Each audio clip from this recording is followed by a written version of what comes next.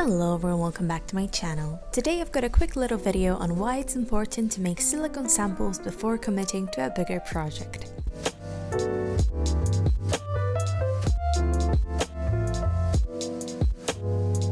So I'm using a new brand of silicone. It's a marine safe silicone that I've never tried before.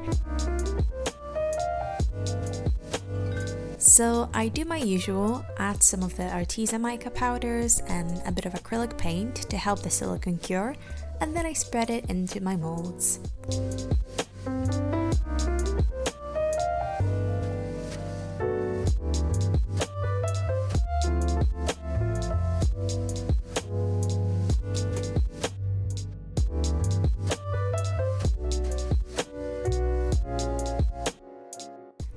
As you can see, this one is pretty old and matte, so bad choice here.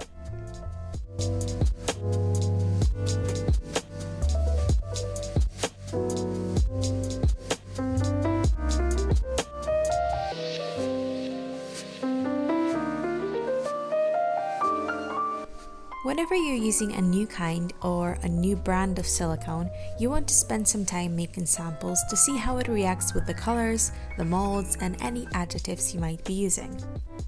In this case, using old molds and not enough acrylic paint caused my silicone to get stuck in the molds.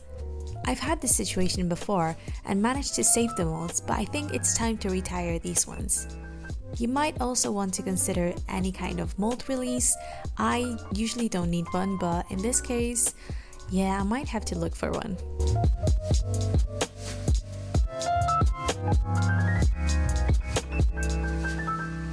You also want to make color samples and either film the process or take notes of the exact pigment and paint amount for the amount of silicone you're using, in case you find that perfect color and want to recreate it for the other 2,999 scales.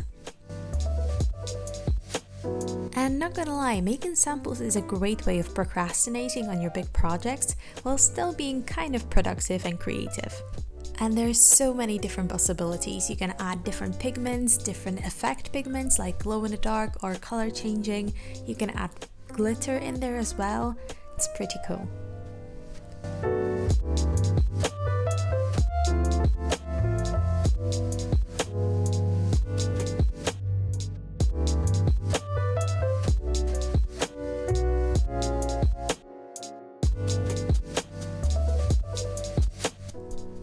Making samples will save your molds and prevent big catastrophes like this one. This is a mold I made a year ago and there's only one of them and now it's ruined. No more side fins. And that is it for today's video. Make sure to give it a thumbs up if you enjoyed it and I'll see you soon. Bye!